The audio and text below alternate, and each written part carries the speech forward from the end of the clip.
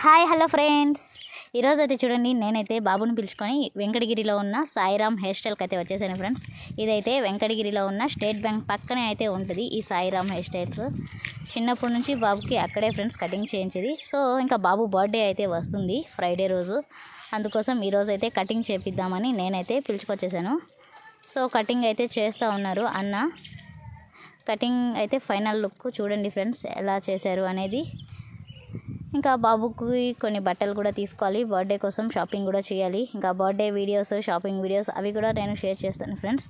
అప్పటి వరకు మీరైతే నా ఛానల్ని ఖచ్చితంగా అయితే సబ్స్క్రైబ్ చేసి పెట్టుకోండి.